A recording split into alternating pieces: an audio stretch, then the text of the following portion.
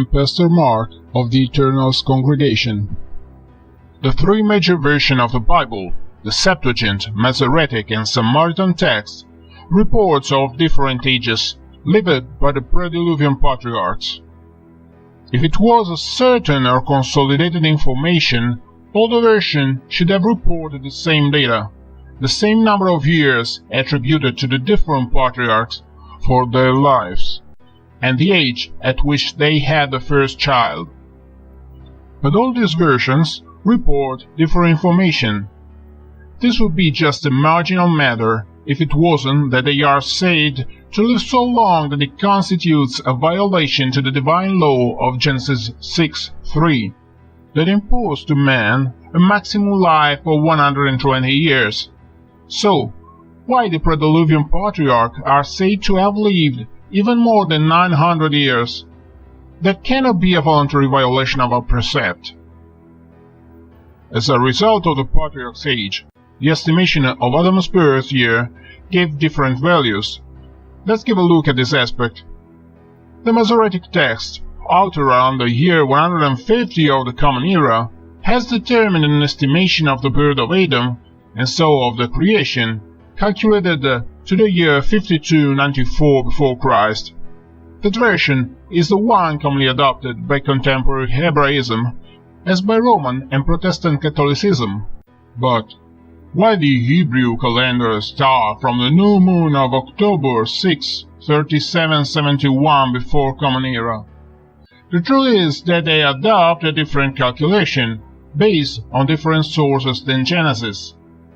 We will find this date again later. Moreover, scholars calculated the date of the deluge to have occurred around the year 2547 before the Common Era, but this doesn't correspond with Noah's life. Turning to the Samaritan version, we see that times are shorter. Adam should have been born in 4114 before Christ. The whole picture, however, doesn't change so much. In this case, the flood is estimated to have occurred in 2518 before Christ, within Noah's life. Basing its data on a tradition common to the Septuagint and the Peshitta, the Syriac text, the Samaritan Torah is most coherent in its content. Samaritan Bible is still used in the community of Samaria, a region that, we will see, is a key node in the development of the Torah. Nonetheless, the issue of patriarchal excessive lives still remains. Let's then give a look at the Septuagint, commonly used by the Orthodox liturgy, and wide our investigation up to reach Moses. In this case, Adam's birth year is estimated to be the 55-54 before Christ. Being Canaan, the fourth patriarch, a name coming from the Turkish-Palestinian language, many scholars consider it a later reconstruction. According to this recalculation, Noah was 75 at the time of the deluge. It has to be noticed how, in general, biblical patriarchs are divided into groups of 10, a number that anciently, since the Sumerian era, was used to indicate a state of perfection. Only in the Septuagint text we find the trace of a 13th patriarch named Cainan.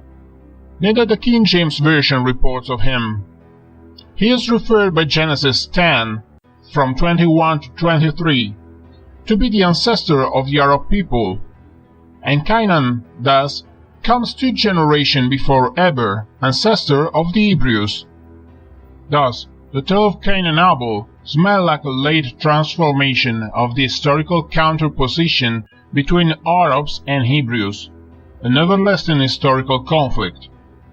Obviously, in an Hebrew sacred text, couldn't be reported that Arabs historically came before Hebrews. But this is the fact. Arabs were yet there before the Hebrew arrival. For Moses avoided to pass in the Arab territory along the coast during the Exodus. But at that time, people going with him were Hyksos or semi-nomadic groups from the desert, so that we cannot yet talk about the label of Hebrews. That is not historically applicable to that people. That is to say, that the Arabs were the original inhabitants of Palestine and the Arabic Peninsula. In the case of Nahor, an anomaly can be spotted in relation to the age he got his first child. The Septuagint reports that he was 79 years old, while for the Masoretic he was just 29. And Terah couldn't be a descendant in the bloodline of Nahor, as he came from India.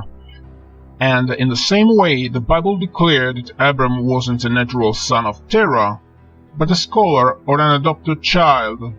So, basing on the Septuagint, Abram's life can be fixed between 2116 and 1941 before Christ. But during his life, he met peoples that are historically attested only from the 12th century before Christ, so the tale sequence appears to have been altered. And there is no doubt of it, because Abram and his descendants, or the alleged ones, are described and manifest every characteristic of historical characters. So the first canon of sacred text, as Genesis, as the first book of Enoch, like other ancient books, if not signed directly by Abram, were at least used by him in his preaching, and all merit the same consideration. Furthermore, we can see that between Arpachshad and Serug, the age reported by the Masoretic is exactly of 100 years less than what is reported by the Septuagint. We will explain in detail the origin of this 100-year difference in a following episode. In particular, from Levi to Joshua, the biblical chronology becomes fragmentary. It is a very strange fact, because if the text would have been based on historical documents, they should have been more reliable during a recent period than in pre-Diluvian epoch. So this part of the text of the tale shows an evident manipulation and rearrangement in later times. The next actor of the Bible is then Moses, starting from the book of Exodus. He is historically identifiable with Thutmose V, viceroy of Nubia, and brother of the monotheistic pharaoh Akhenaten. We are referring to the 3rd century before the Common Era. Moses was therefore Tutankhamun's uncle. If you want to know more, subscribe to the Eternals Congregation channel and stay tuned for news. If you want to investigate the matter further, buy the book Dawn of the Gods, The Untold Timeline of Genesis on Amazon and in bookstores. Read it and discuss of it in your congregation or church. Thank you for listening.